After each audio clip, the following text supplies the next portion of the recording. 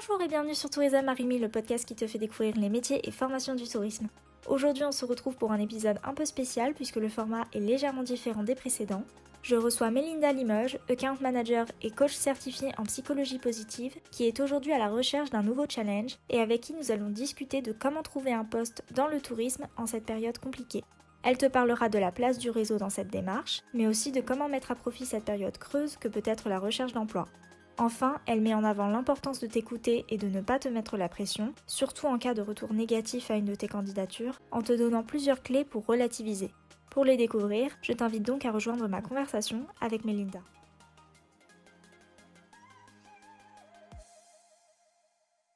Bonjour Madame Limoges, merci d'avoir accepté d'échanger avec moi. Est-ce que pour commencer, vous pourriez vous présenter rapidement ? Oui, bien sûr. Bonjour Marie, merci de m'avoir invitée. Pour me présenter rapidement, je suis Melinda Limoges.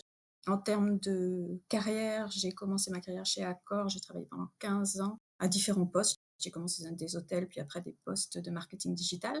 Et puis, j'ai passé ensuite 10 ans chez TripAdvisor. Donc voilà pour le côté un peu pro. Pour le côté géographique, j'habite maintenant dans le sud de la France depuis quelques années, après avoir passé 10-15 ans, 10 ou 15, ouais, entre les deux, à Londres. D'accord. Et donc du coup, vous travaillez chez Accor à Londres ? En fait, j'ai commencé par un stage au Sofitel de Miami à l'époque. Suite à ça, j'ai eu un premier job au Novotel London West à Londres. Et j'ai enchaîné avec un autre hôtel après aussi à Londres. Et après ça, je suis partie à Paris et c'est là que j'ai commencé au siège, aux ventes internationales à Accor, où je travaillais à la direction e-commerce, tout ce qui était relation avec les sites internet et après les distributeurs, essentiellement les OTA, les Booking.com, l'Expedia, ces gens-là. Et après, je suis retournée à Londres, où là, j'ai travaillé pour le bureau de vente de Londres, toujours dans l'e-commerce. Donc en fait, un peu partout. D'accord. Et après, chez TripAdvisor, vous étiez à quel poste ? Alors après, je suis partie chez TripAdvisor comme account manager. Donc là, c'était toujours à Londres. Je suis restée à peu près 3 ans et après, pour des raisons familiales, on a déménagé dans le sud et là, du coup, j'ai continué ma carrière chez Trip, mais en travaillant de la maison et en allant régulièrement voir mes petits camarades à Londres. Donc voilà. Mais c'était déjà un job effectivement de account manager, vente essentiellement. D'accord. Mais c'est intéressant parce que du coup, vous avez un peu touché à tout. Enfin, vous avez commencé plutôt par le marketing, si j'ai bien compris, et ensuite Exactement. vous êtes plutôt tourné vers la vente. Oui, c'est exactement ça. J'ai commencé vraiment par du marketing. Après, alors ça ne va pas me rajeunir, mais c'est vrai qu'il y a eu internet qui est arrivé et qui a explosé et moi j'étais assez fascinée par ça. Donc c'est là où je suis partie dans le côté distribution et comment distribuer au mieux les hôtels. Et après, effectivement, le poste chez Trip, qui était carrément vente, c'était pas ce que je savais faire. C'était vraiment nouveau et j'étais pas sûre que ce soit pour moi et en fait, j'ai adoré. En fait, ça a été un vrai bonheur. D'accord. C'est une bonne chose. Mais du coup, comment est-ce que vous vous êtes dit justement, oui, vu que c'était assez différent, comment est-ce que vous avez abordé un peu l'entretien ? Parce que je sais que quand on est jeune aussi, on peut se dire, oui, je remplis pas tous les critères de l'annonce, donc je vais pas forcément postuler parce que j'ai pas trop de mes chances, surtout s'il y a de la concurrence. Alors, déjà, c'est marrant que vous me disiez ça. Il faut pas se poser la question si on a les compétences ou pas, il faut y aller. Et ça, enfin, que vous soyez jeune ou pas jeune. Et j'ai l'impression que c'est essentiellement, c'est très féminin aussi de réagir comme ça. Non, de toute façon, il faut y aller et puis vous verrez bien ce qui se passe. Parce que si vous essayez pas, de toute façon, vous n'aurez pas le job. Après, pour le côté trip, c'est vrai que ça s'est fait par réseau parce que j'avais travaillé au Sofitel Miami avec la personne qui recrutait. Donc en fait, ça s'est fait un petit peu comme ça. Et c'est quand je l'ai appelé en lui disant que j'ai vu qu'il cherchait quelqu'un chez TripAdvisor, il m'a dit non, non. Et je lui demandais est-ce que tu penses que ça me plaira? Il me dit oui, carrément, vas-y. Donc voilà. Pour moi, il faut toujours tenter et ne pas hésiter à parler autour de soi quand on cherche quelque chose parce que vous ne savez jamais qui peut recruter, qui cherche quoi. Mhm. Oui, bon, je vois totalement. Et du coup, oui, c'est une bonne stratégie aussi. Je pense qu'il faut toujours garder. C'est pour ça que LinkedIn aussi, c'est un bon moyen, puisque c'est vrai qu'il y a des personnes avec qui on va peut-être plus avoir de choses en commun à un moment donné, mais peut-être que plus tard, ça nous resservira. Moi, je me suis rendu compte de ça aussi. Quand je faisais des travaux, par exemple, à l'école, je me souviens que je devais justement interviewer des personnes. Donc là, j'étais en licence à ce moment-là. Et je sais que j'avais rencontré une journaliste quand j'étais en troisième dans un forum des métiers. Et au final, cette personne, je l'ai réinterviewée pour ce projet. Et le fait qu'on se soit rencontrés avant, du coup, elle était beaucoup plus incline à m'accorder du temps pour mon projet. Donc c'est vrai que c'est un exemple un peu comme un autre, mais je pense que ça peut servir aussi pour le travail, comme vous disiez. Non, c'est ça et puis c'est vrai qu'on se rend compte que les gens, a priori, ils aiment bien aider les autres, hein. Donc il faut vraiment parler autour de soi et voir ce qui se passe. Mm. Et du coup, pour revenir sur votre métier d'account manager, qu'est-ce que c'était vos missions au quotidien? Est-ce que vous aviez une routine? Alors, déjà pour peut-être essayer d'expliquer un peu, la mission. La mission, c'était vraiment d'aider les partenaires que j'avais, donc qui étaient soit des chaînes d'hôtels, soit des OTA, Online Travel Agent, d'attirer l'attention du voyageur quand il était sur trip, ou qu'il soit dans son processus d'achat, donc qu'il soit, il commence à faire sa recherche ou qu'il soit, prêt à réserver, et ça, c'était à travers différents produits, donc il y avait aussi bien du display que le MetaSearch, que d'autres produits, TripAdvisor. Maintenant, j'ai pas vraiment de journée type, je dirais. Par contre, c'est vrai que cette mission, il y avait plusieurs angles. Donc, il y a déjà un angle qui est très commercial, qui est concrètement d'aller voir des clients et leur présenter votre stratégie. Après, il y a une partie qui va être plus analytique et reporting, donc c'est-à-dire analyser les performances de campagne, suggérer des pistes d'amélioration. Et je dirais une sensibilité technique parce qu'on accompagne aussi des hôteliers, par exemple, à se connecter à une API Trip. Donc, il faut avoir une petite sensibilité technique à ce sujet. Mais c'est vrai que les journées, et c'est ce qui est très sympa, c'est que les journées ne se ressemblent pas et plus que ça, enfin, les années ne se ressemblent pas. C'est-à-dire que moi, ce qui me passionne dans cette industrie-là, c'est que c'est une industrie qui est très dynamique, qui est disruptée en permanence. Ça change tout le temps, en fait. Il y a des nouveaux acteurs, il y a des nouveaux produits, il y a des nouveaux systèmes. Donc, en fait, finalement, c'est jamais la même chose. Mais bon, enfin, je sais pas si ça vous donne une idée un peu plus claire de ce que je faisais ou si je vous ai encore plus perdu, mais Si, si, ça me paraît clair. Et du coup, est-ce que votre métier, enfin, vous parliez d'aller voir les partenaires, vous alliez les voir en physique ou vous faisiez souvent des visioconférences? alors, je faisais les 2. Alors bon, il faut voir que c'était dans un monde, pré-covid, donc moi j'aime bien aller voir les gens parce que je trouve que c'est différent quand on est dans la même salle que quelqu'un, l'énergie n'est pas la même. Après je faisais les 2. Effectivement, j'essayais de voir mes clients une fois par, trimestre et puis on avait souvent des entretiens téléphoniques toutes les semaines pour garder justement un dialogue, pour échanger, pour voir comment on pouvait améliorer les choses, dire ce qui allait pas, bref, travailler ensemble. D'accord. Et est-ce que vous alliez voir aussi le produit ou c'était juste du coup les personnes avec qui vous étiez en relation pour pouvoir ensuite les mettre sur le... Non, alors ouais, mes contacts, c'était vraiment les directions e-commerce. Donc D'accord. les gens qui vont gérer tous les partenariats e-commerce, que ce soit Trip ou Google ou Trivago, ces gens-là. D'accord. Et du coup, tout à l'heure, vous nous aviez parlé aussi de vos différents stages, votre expérience chez Accor, mais quelles études vous avez faites pour vous orienter? Parce que vous avez vraiment été dans le tourisme tout de suite. Est-ce que vos études, elles sont en rapport? En fait, au départ, comme beaucoup, quand je suis sortie du bac, je savais pas quoi faire. Par contre, j'étais sûre d'un truc, c'est que, un, je voulais voyager. Et du coup, je suis partie faire une licence d'anglais en me disant, bon, bah, en attendant, au moins, j'apprendrai l'anglais. Et voilà. Et puis après, j'ai fait une école qui s'appelle l'ESCAET, qui est une école de commerce spécialisée justement dans les entreprises du tourisme, qui était à l'époque plus agence de voyage que hôtellerie. Mais bon, moi, ça m'a pas empêché vraiment de partir directement dans l'hôtellerie avec ce premier stage chez Accor. Voilà, et après tout s'est enchaîné. D'accord. Vous avez dit que oui, l'Escaët, c'est dans le sud de la France. Oui, c'est à Aix, Aix-en-Provence. D'accord. Ok. C'est intéressant parce qu'en plus, souvent, enfin, jusqu'ici, on parle beaucoup de formation à Paris, mais c'est bien de voir qu'il y en a aussi ailleurs. Ah, il y en a ailleurs, et puis depuis, j'ai rencontré beaucoup de gens dans mon parcours qui ont fait aussi les skates. Après, pour la petite histoire, c'est qu'au départ, moi j'habitais Lyon et je voulais faire de l'hôtellerie. Donc je m'étais plutôt rapprochée de Vatel, l'Institut Vatel, qui forme toujours d'ailleurs les hôteliers, etc. Sauf qu'ils m'ont pas prise.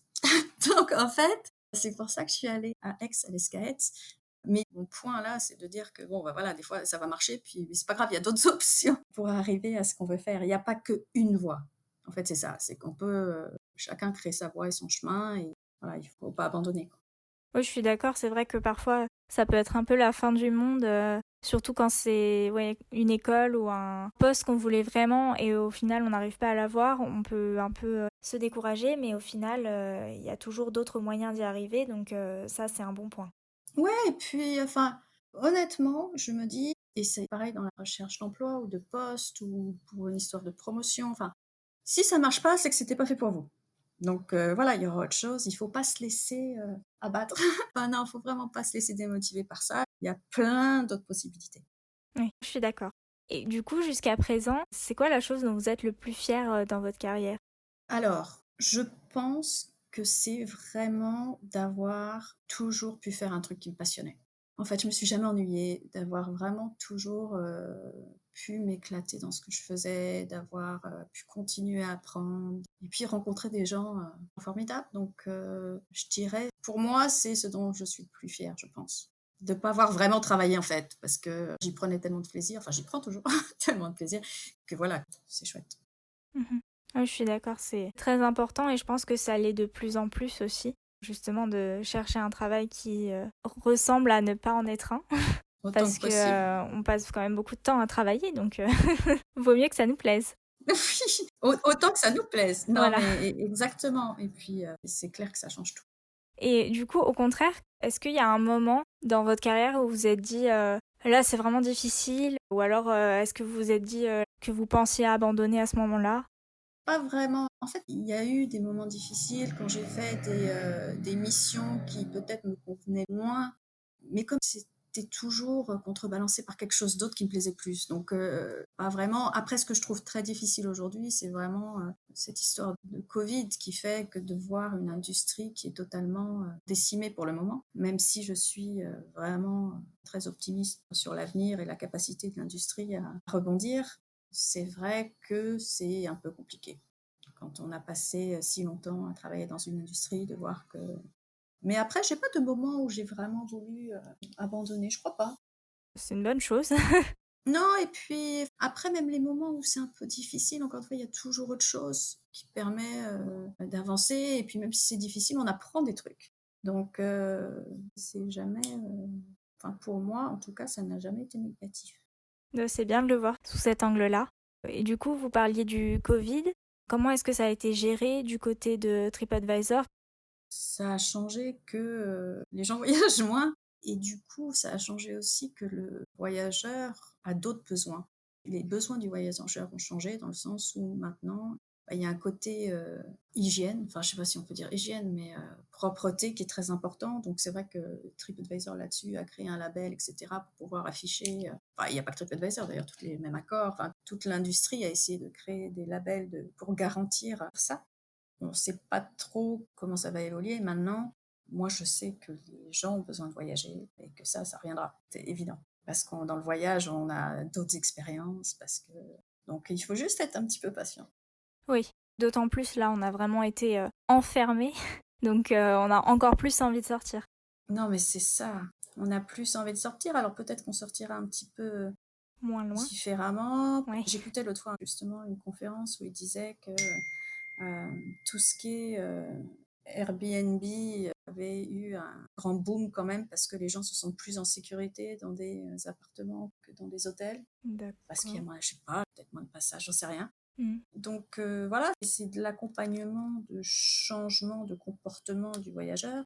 Mais ce que je trouve aussi, alors pour trouver un côté positif à cette histoire, si on peut, c'est que c'est dans ces moments-là qu'on voit le plus d'innovation. Donc de toute façon, il va sortir de tout ça quelque chose de bien, j'en suis persuadée. C'est sûr. Et du coup, vous, de votre côté, qu'est-ce que vous pensez faire, aujourd'hui? Comme j'ai été, en chômage partiel pendant un moment, c'est vrai que j'en ai profité pour, passer du temps sur des sujets qui m'intéressaient et qui m'ont toujours intéressée, comme le coaching et du coup, je vais commencer une formation de coaching avec, David Lefrançois, qui fait de la neuroscience, pour, développer, tout ça un petit peu plus. Mmh. Donc c'est vrai qu'après, pour tous les gens qui sont en chômage partiel ou même qui ont perdu leur emploi, je dirais, en fait, autre chose, profiter pour approfondir, d'autres choses. C'est vrai que quand on est petit, on sait faire plein de choses. On sait dessiner, on sait jouer au foot, on sait bon. Puis après, c'est vrai qu'on a tendance, parce que la vie, parce que les études, à se spécialiser, mais il y a plein de choses qu'on aurait pu, enfin, on se spécialise et du coup, on devient bon dans certains trucs, mais à la base, il y avait plein d'autres choses qui nous intéressaient, qu'on n'a juste pas développées à ce moment-là. Donc c'est aussi l'occasion d'explorer et de se dire: «Bah, voilà, moi j'ai toujours aimé ça, bah, je vais étudier ou je vais me renseigner», donc voilà, d'utiliser ce temps pour continuer d'apprendre. Ouais, d'accord, c'est une bonne chose. Et du coup, donc ce projet de coaching. Là, vous êtes en formation, enfin, vous êtes en train de le faire ou vous avez déjà un diplôme? Là, je commence une formation la semaine prochaine pour D'accord. un long cursus et après, j'ai fait des formations aussi en ligne, en psychologie positive notamment, en PNL, etc. Donc là, c'est juste un cursus un peu plus long pour valider les acquis de la profession de coach. Donc c'est un peu différent. Enfin, c'est différent, mais c'est une suite logique finalement. Parce que justement, pendant que j'étais en chômage partiel, j'avais créé un blog, j'avais écrit pas mal de choses justement sur les neurosciences et sur comme quoi la façon de penser est super importante parce qu'elle définit nos actions finalement. Mhm. Donc tout ça est en fait une suite très très logique, enfin je trouve. Et d'ailleurs, je trouve que c'est même très cohérent avec le boulot d'account manager, parce qu'en fait, qu'est-ce que c'est un account manager? C'est ça, c'est quelqu'un qui va poser des questions pour essayer de comprendre quel est l'objectif du client et arriver à cerner au mieux cet objectif pour proposer des solutions qui soient pertinentes. Donc tout ça est finalement très proche, je trouve. Oui, oui, c'est vrai. Je crois que c'est Steve Jobs qui disait ça. C'était que, en fait, on fait plein de choses dans notre vie et parfois on se rend pas compte de la relation entre toutes ces choses. Mais au bout d'un moment, en fait, on arrive à connecter ces différents points et se rendre compte que tout contribue à ce qu'on est aujourd'hui. C'est Donc, c'est exactement vrai ça. que c'est un bon projet. Et est-ce que vous avez déjà commencé à dispenser en fait ce que vous avez appris à d'autres personnes ou vous attendez d'avoir fini ce plus grand cursus? Non, non, non, j'accompagne déjà des personnes. D'accord. Voilà, après, c'est vrai que je fais ça, enfin, je c'est parce qu'elles viennent vers moi, mais le vrai lancement de l'activité sera plutôt cet été, quand j'aurai mon diplôme.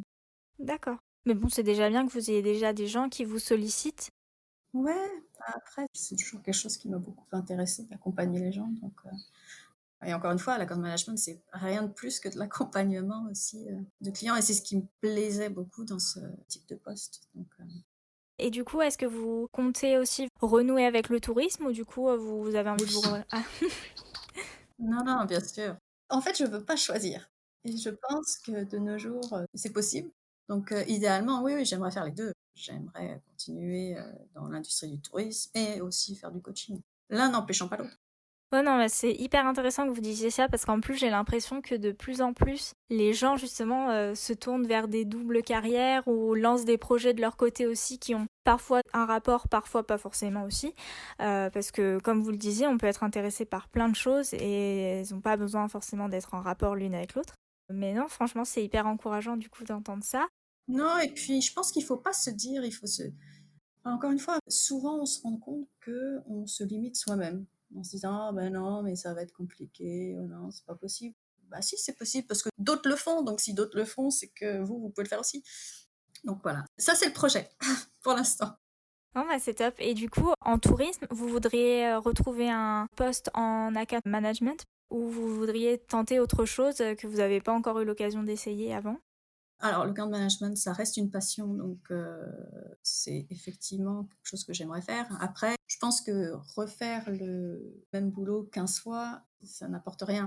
Donc peut-être soit le faire dans un autre domaine, soit retourner dans un côté plus digital hôtelier et je sais pas. Enfin vraiment après je suis assez, ouverte, mais je pense qu'il faut toujours mieux, faire des choses un peu différentes pour pas trop s'ennuyer, sinon ça devient un peu enfin c'est moins drôle, quoi.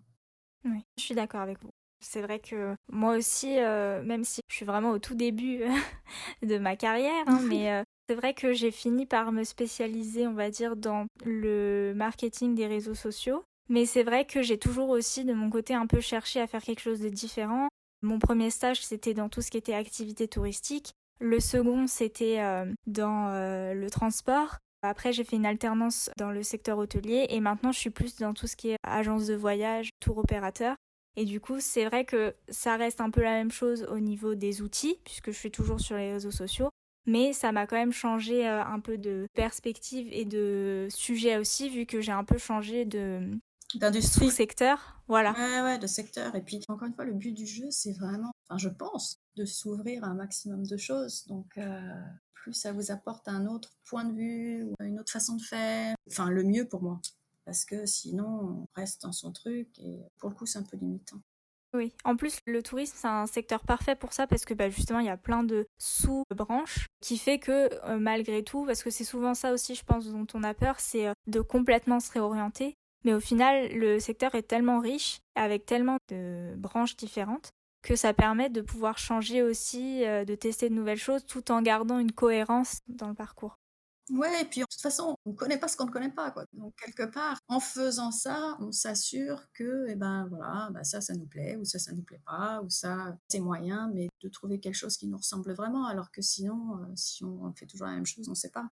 Et en plus, je pense que en faisant ça, vous serez peut-être, enfin moi ça m'est arrivé, vous vous surprendrez vous-même. C'est-à-dire que des fois, vous vous dites: «Ah non, ça c'est pas pour moi, je vais pas savoir faire». Et en fait si! Et non seulement vous savez faire, mais en plus ça vous donne beaucoup de plaisir. Donc bon, pour moi, il faut multiplier les expériences parce que, c'est un peu le but de la vie. Complètement. Bon, c'est une philosophie, hein, tout le monde est différent, mais moi en tout cas, je pense qu'il faut, se lancer. Il faut essayer des choses un peu différentes, plutôt que refaire en permanence les mêmes choses. Je suis d'accord avec vous. Et du coup, là, votre stratégie pour, retrouver, un nouvel emploi dans le tourisme, ce serait quoi? Moi, je pense qu'il faut vraiment en parler, parler aux gens, dire ce qu'on cherche, recontacter des gens avec qui on a travaillé par le passé, parce qu'il y a beaucoup de choses qui se passent comme ça. Donc il y a ça, et je pense aussi qu'il faut pas se laisser démotiver parce que bah, voilà, ça n'a pas marché. On a postulé un truc et ça s'est pas fait. Parce que bon, si ça s'est pas fait, comme je vous disais tout à l'heure, c'est que c'était pas pour vous. Et du coup, pas trop se mettre la pression. En fait, essayer d'ouvrir un maximum de portes, c'est-à-dire en contactant un maximum de gens, mais sans se dire, voilà, ma vie en dépend et si ça marche pas, je vais rien faire de ma vie. Vraiment, rester ouvert et en parler. D'accord. Et tout à l'heure, vous avez dit qu'être coach, ça ressemblait beaucoup au métier d'account manager. Du coup, pour les auditeurs qui souhaiteraient faire un de ces deux métiers, c'est quoi la compétence qu'il faudrait développer le plus selon vous? Et c'est difficile comme question parce que si je prends moi, l'équipe, trip de account manager, on était tous très différents. Il y avait des gens qui étaient très analytiques, d'autres qui étaient beaucoup plus commerciales. Mais je pense qu'être capable d'écouter est super important parce qu'il y a qu'en écoutant qu'on peut vraiment comprendre le besoin de l'autre. En fait, pour moi, il y a 2 choses, et je pense que c'est la même chose pour un bon coach ou pour un bon account manager, en fait. Il faut savoir écouter et il faut savoir poser des questions. Parce qu'il y a que comme ça qu'on arrive à vraiment savoir ce qu'il y a derrière le discours d'un client et d'arriver vraiment à trouver ce qu'ils veulent faire, ce qu'ils veulent réaliser, ou d'essayer de poser les bonnes questions. Donc pour moi, c'est les 2 trucs, super importants. D'accord. Et ça, c'est ce que vous aimez le plus dans ces deux métiers, c'est d'être très empathique envers les gens qu'on accompagne? Ouais, c'est d'essayer de comprendre leur point de vue, en fait. Comment ils voient les choses. Et il y a un côté très sympa dans le account manager aussi, qui est une fois que vous avez ça, c'est de montrer que peut-être la façon dont ils voient les choses, c'est pas la bonne. Ou même, parce que j'aime pas le côté il y a une bonne façon et une mauvaise façon, mais plutôt de leur dire: «Ben voilà, OK, mais on pourrait aussi voir les choses autrement». Et en fait, c'est ça qui est chouette dans le métier de camp manager, c'est que ça permet d'échanger des points de vue et surtout de travailler après ensemble, vraiment pour construire quelque chose, bah, qui réponde à leurs besoins. Mais le truc, c'est qu'effectivement, il faut, poser des questions, et poser des questions, c'est pas toujours facile, en fait. On a un peu tendance à, enfin, notamment dans une relation commerciale, à arriver au rendez-vous, à raconter son speech, et alors que non, la meilleure façon de comprendre, c'est de poser des questions, c'est pas de vendre son truc, c'est d'essayer de comprendre ce que l'autre veut et comment on peut lui apporter, une valeur ajoutée. D'accord. Et au contraire, est-ce qu'il y a un aspect dans votre métier qui vous plaît un peu moins? De toute façon, il y a toujours des trucs qui vous plairont moins Oui, parce complètement. qu'on a des dominantes, voilà, moi typiquement tout ce qui est administratif, il faut que je me concentre. C'est-à-dire que faire le truc, les contrats, les machins, bon je le fais parce que ça fait partie du boulot et cetera, mais bon, je peux pas faire ça toute la journée. Mais voilà, à partir du moment où c'est une petite partie, et puis après ce qui est intéressant, c'est de se dire: «OK, à la base, j'aime pas ça, mais peut-être que ça serait bien que je développe justement de ça pour m'ouvrir à d'autres choses et pour, découvrir des choses que je ne savais pas». Donc voilà. Mais du coup, oui, l'administratif, non. D'accord. Non, mais c'est vrai, oui, comme vous le disiez, dans tout, en fait, dès qu'on veut faire quelque chose, il y a toujours un aspect qui nous plaît moins. Mais après, justement, le fait de tester, on se rend compte aussi qu'on aime moins et ça permet de aussi. Ouais, et puis des fois, on croit qu'on n'aime pas et on le fait et en fait, on aime bien. Il y a aussi des surprises, donc bon, alors après, il faut pas qu'il y ait 99 des choses qui vous plaisent pas dans ce que dans dans votre quotidien, mais Ouais, en général, c'est pas le cas, et encore une fois, on peut aussi s'améliorer dans ces choses qui sont moins naturelles, pour nous, et ça devient pour le coup une belle source de progression. parce que c'était pas quelque chose qui était en nous au départ.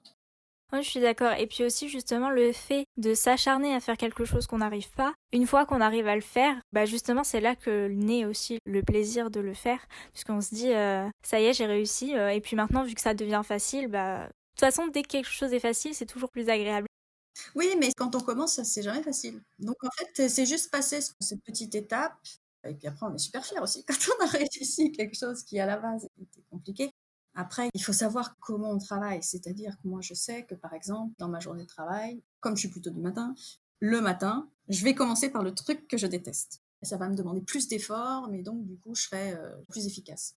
Et je vais laisser en fin de journée les trucs que j'adore faire parce que c'est des trucs auxquels je prends du plaisir, ça sera plus simple. Donc voilà, il y a aussi des moyens de faire que ça soit moins pénible. Je vais essayer parce que moi, j'avoue, dès que j'ai quelque chose que j'aime pas faire ou que je sais que ça va me prendre beaucoup de temps et que du coup, je vais un peu m'énerver, j'ai tendance à le repousser jusqu'au dernier moment, mais c'est vrai que c'est pas une très bonne technique. En fait, il faut voir quand vous, dans votre rythme de travail, vous êtes le plus efficace. Il faut le faire à ce moment-là. En disant, ben voilà, là, je suis au mieux, je suis au top, je vais faire mon truc et ça permet d'y passer moins de temps. Donc, vous me direz, je veux bien un feedback. Bah ça marche. Je vous tiendrai au courant. Et bah du coup, je pense qu'on a pas mal fait le tour. J'ai juste une dernière question que j'aime bien poser. C'est est-ce que vous avez une ressource, donc ça peut être un livre, un film ou n'importe quoi d'autre, qui vous a inspiré à trouver votre voie dans le tourisme ou qui vous a fait vous y intéresser? Alors, j'ai une ressource qui n'est pas un livre, qui n'est pas un film, mais qui est plutôt, je dirais, l'intuition. C'est-à-dire, demandez-vous ce qui vous fait vibrer. Vraiment, suivez cette petite voix, enfin, je sais pas comment on l'appelle, cette petite voix, cette intuition, pour agir plus par envie que par besoin. Plutôt se dire, ok, ben, en fait, vraiment, ce qui me plaît, c'est ça, ben, je vais faire ça. Plutôt que dire, ah, ben, il faudrait que je fasse ça, parce que si je fais pas ça, il va m'arriver ça. Donc, je pense que ma ressource première est dans tout, ça serait l'intuition. D'autant plus que je me suis rendu compte avec l'expérience que quand je la suivais pas, c'était pas une bonne chose. En général, ça se passait pas super bien. Donc voilà, je dirais suivez votre voix, posez pas trop de questions. Après, ça vous empêche pas de lire, hein. Oui, Soyons oui, clairs, carrément. ça n'empêche pas de lire. Mais bon, tout ça, c'est de l'expérience, de toute façon. Pour moi, c'est ce qui est très important. Super, bah c'est un très beau mot de la fin. En tout cas, je vous remercie encore une fois d'avoir accepté mon invitation. Ben, merci à vous. Et puis, je vous dis à très bientôt. Je vous tiens au courant pour, pour l'efficacité de votre technique, de commencer par le plus difficile. Je veux bien. L'essayer, c'est l'adopter. Bah, j'espère. Merci beaucoup. À très bientôt. Au revoir. Merci. Au revoir, Marie.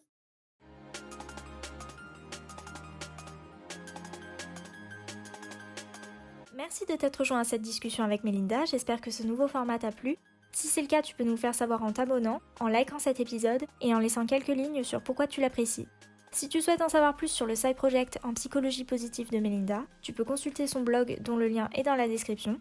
Tu peux aussi me rejoindre sur Instagram, mon compte est aussi dans les notes du podcast. Je partage régulièrement des conseils pour une recherche d'emploi efficace dans les légendes de mes posts. Sinon, on se retrouve dimanche prochain pour un nouvel épisode de Tourisme à Marimi. Salut!